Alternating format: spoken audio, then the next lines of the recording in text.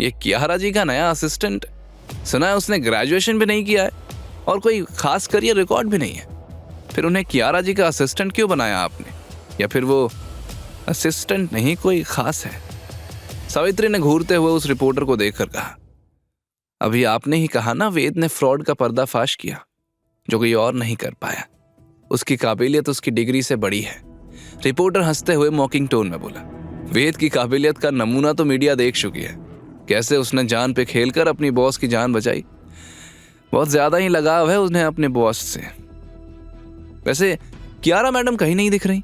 इस बार यशवंत जवाब देते हुए बोला, आज उसका दिन है और लड़कियों को थोड़ा तैयार होने में वक्त लगता है, वो आ ही जाएगी। असल में यशवंत इनडायरेक्टली ये इम्प्लांट करना चाहता था कि वहां पार्टी में आए लोगों से ज्यादा कियारा को सजने संवरने में इंटरेस्ट है। तब रिपोर्टर ने पूछा, सर आप ये बताइए कि आज कियारा जी का बर्थडे और आज ही अनाउंसमेंट, कहीं मैडम की एंगेजमेंट अनाउंस होने वाली है? उसकी शादी तो डिलीवरी बॉय से हो गई। अचानक से यशवंत के मुंह से ये शब्द निकले और पूरे हॉल में पिन ड्रॉप साइलेंस छा गया। तभी सभी की आंखें यशवंत पर टिक गई। यशवंत ने अपने मुंह पर हाथ रख लिया, जैसे उससे बहुत बड़ी गलती हो गई। अगले ही पल पूरे हॉल में हड़कंप मच गई। गेस्ट्स आपस में खुसर फुसर करने लगे। सावित्री देवी का चेहरा पीला पड़ गया। फिर उन्होंने बात संभालते हुए कहा, एक्सक्यूज मी एवरीबॉडी, मीडिया का टाइम खत्म हो गया। अब प्लीज हमें हमारे गेस्ट्स को अटेंड करने दीजिए, थैंक यू। उधर विला के अंदर एक बड़े रूम में कियारा बेड पर थी और उसके हाथों में रस्सियां बंधी थी। उसकी आंखों में आंसू थे और सार्थक के सामने गिड़गिड़ा रही थी। प्लीज मुझे जाने दो, ये तुम क्या कर रहे हो सार्थक? तुम्हें जेल हो जाएगी।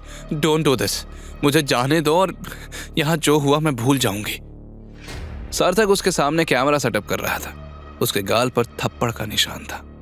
जब सार्थक ने कियारा और वेद की शादी के बारे में सुना तो वो जैसे पागल सा हो गया था।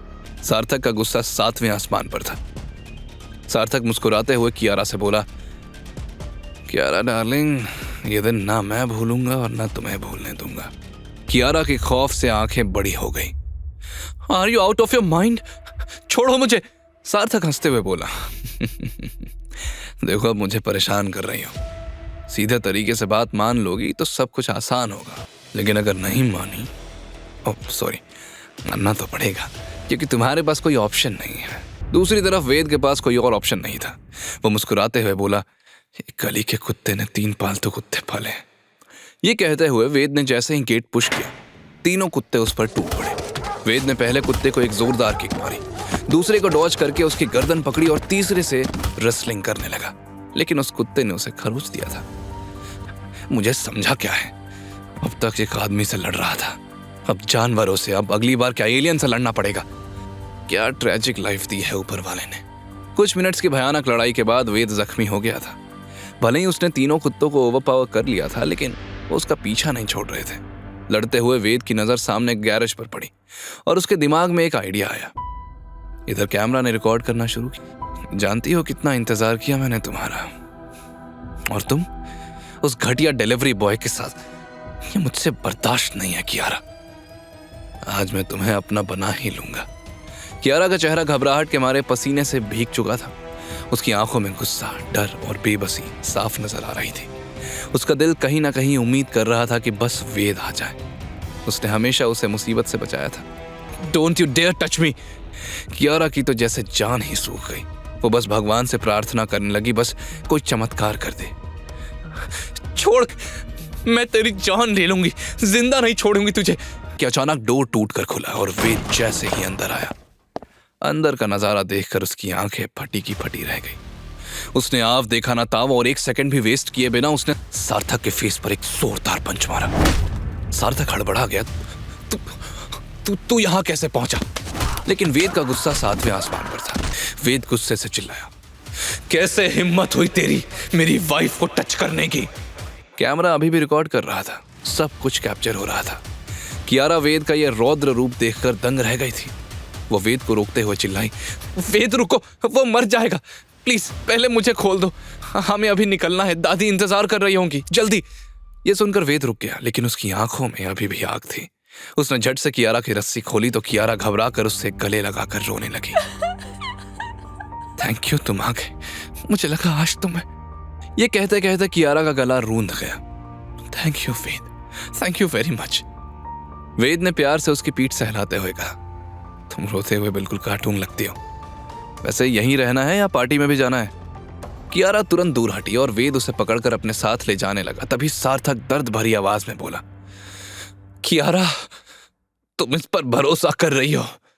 आज जो हुआ वो इसका ही प्लान था और अब तुम्हें बचाकर यह हीरो बन गया ताकि तुम इसके प्यार में पड़ जाओ और सारी प्रॉपर्टी से दे दो। तब वेद गुस्से में बोला, तेरे जैसे घटिया आदमी से मैं बात तक ना करूं और तुझे ऐसी घटिया हरकत करने कहूंगा? किसको बहका रहा है बे? आऊं क्या तेरा बाजा फाड़ने? लेकिन कियारा ने वेद को रोक लिया और कहा, इन सब बातों का वक्त नहीं है, हमें जल्दी वेन्यू पर पहुंचना होगा। दूसरी तरफ वेन्यू में हर तरह की बातें चल रही थी। कियारा की डिलीवरी बॉय से शादी होने की बात सुनकर हर गेस्ट हैरान था। तभी एक गेस्ट ने सावित्री से पूछा, आई एम श्योर कियारा ने मजबूरी में शादी की होगी, है ना? सावित्री देवी ने घूरते हुए उसे देखा और तभी यशवंत, विशाल और राघव सावित्री के पास आए।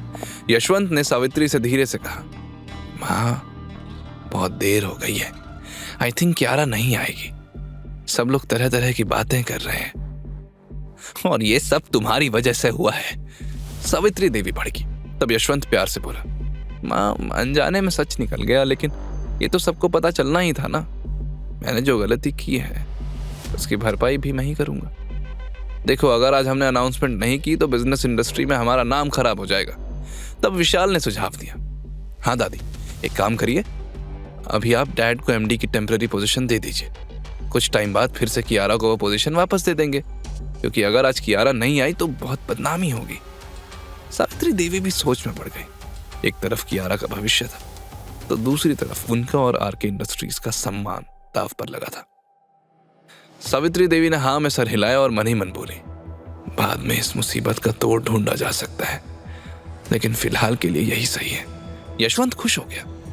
इसके बाद सावित्री देवी स्टेज पर पहुंची। सावित्री देवी ने गहरी सांस लेकर माइक उठाया, आप सबका बहुत बहुत धन्यवाद, और जिस पल का आप सभी को इंतजार था वो वक्त आ गया है। हमारी कंपनी के एमडी पोजीशन की जिम्मेदारी अब से परमानेंटली। अभी सावित्री देवी की बात पूरी भी नहीं हुई थी कि अचानक उनकी नजर दरवाजे पर पड़ी। कियारा पूरे कॉन्फिडेंस के साथ आगे बढ़ रही थी।